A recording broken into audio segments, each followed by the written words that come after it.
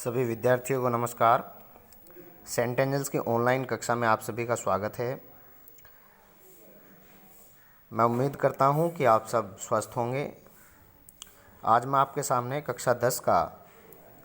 कक्षा 10वीं का हिंदी व्याकरण का टॉपिक रस लेकर उपस्थित हूं। यह रस 4 मार्क्स में एग्ज़ाम में आएंगे। रस में हमने पिछली वीडियो में पढ़ा था कि रस के 4 अंग होते हैं। रस के 4 अंग होते हैं: स्थायी भाव, विभाव, अनुभाव और संचारी भाव।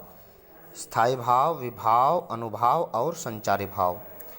इस तरह से हमने जो है रस के स्थायी भाव पढ़े थे। स्थायी भाव क्या होते हैं? जो स्थायी रूप से मनुष्य के हृदय में स्थायी रूप से विद्यमान रहते हैं, जो किसी कारण या किसी अनुकूल परिस्थिति को देखकर ही वो जागृत होते हैं। उसके बाद प्रत्येक रस का अपना एक स्थायी भाव होता है।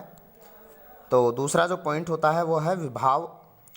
विभाव जो है वो होते हैं कारण। विभाव का शाब्दिक अर्थ होता है कारण, जिसके कारण स्थायी भाव जागृत होते हैं। विभाव के 2 भेद होते हैं, आलंबन विभाव और उद्दीपन विभाव। आलंबन विभाव के भी 2 भेद होते हैं, आश्रय और विषय। जिसके मन में स्थायी भाव जागृत होते हैं वह आश्रय होता है, और जिसके लिए या जिसके कारण या जिसके प्रति स्थायी भाव, आश्रय के मन में स्थायी भाव जागृत होते हैं, वो विषय होता है। आश्रय जिसके मन में स्थायी भाव जागृत हुए वह आश्रय हुआ, और जिसके प्रति, जिसके कारण, जिसके लिए भाव जागृत हुए वह विषय हुआ।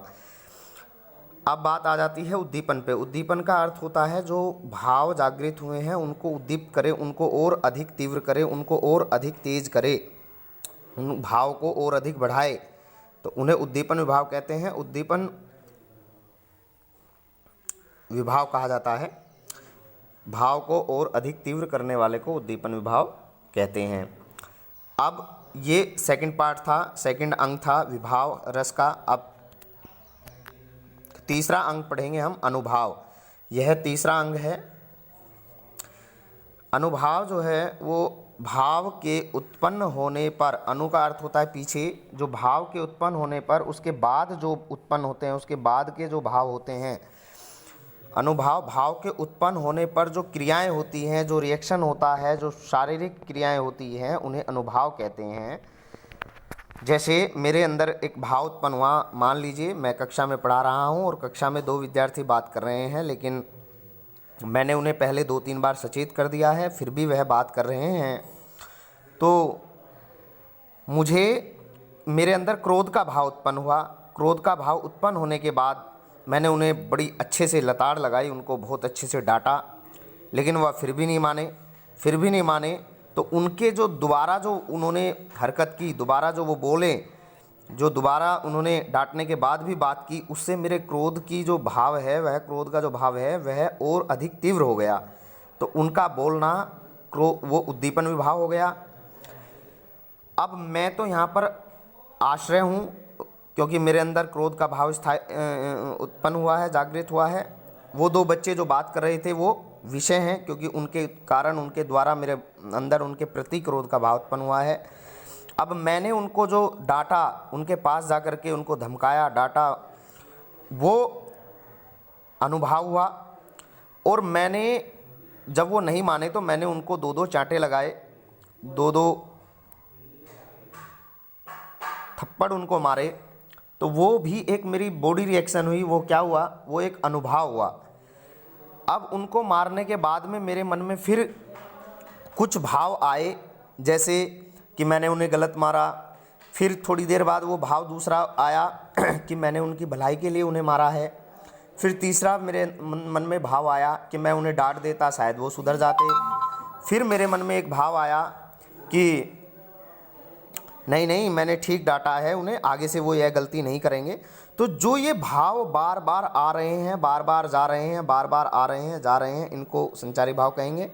और जो मैंने उन्हें थप्पड़ मारा वो अनुभाव हुआ, जो मेरा रिएक्शन हुआ, क्रोध का भाव जागृत होने के बाद जो मेरा रिएक्शन हुआ उसे अनुभाव कहेंगे। इस तरह से अनुभाव जो है वो भाव के उत्पन्न होने पर उसके बाद जो भाव उत्पन्न होते हैं उन्हें अनुभाव कहते हैं।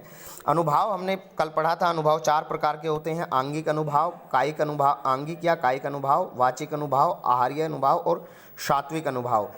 तो आंगिक या कायिक, जैसा कि काया, काया माने शरीर, आंगिक माने अंग, शरीर के अंग, जो शरीर के विभिन्न अंगों से की जाने वाली चेष्टाएं होती है, जो प्रतिक्रिया हमारे शरीर के अंगों के द्वारा होती है। जैसे मैंने हाथ उठा करके उनको चांटा लगाया, तो ये जो मेरी जो शरीर की हाथ से जो क्रियाएं हुई हैं वह आंगिक या कायिक अनुभाव के अंदर आएंगी। जैसे एकदम से जैसे क्रोध आ जाता है तो मुट्ठी बंद कर लेना, एकदम से भौहें टेढ़ी करना, हाथ पांव चलाना, ये जो है ये कायिक अनुभाव के अंतर्गत आती हैं। आगे है वाचिक अनुभाव। अनुभाव के दूसरा भेद है वाचिक अनुभाव, जो बोलने से प्रकट होने वाले भाव हैं, बोलकर, चिल्लाकर या चीख निकलना, ये जो भाव हैं ये वाचिक अनुभाव हैं। आहार्य अनुभाव वो होते हैं जो वेशभूषा से प्रकट होने वाले भाव होते हैं। वेशभूषा से प्रकट होने वाले संदर्भ को आहार्य अनुभाव कहते हैं। ये भाव आंतरिक मन से उत्पन्न होने वाले भाव, जैसे खुशी, हर्ष, प्रमोद, आमोद आदि। इनकी सबसे बड़ी विशेषता यह होती है कि सात्विक जो अनुभाव होते हैं, जो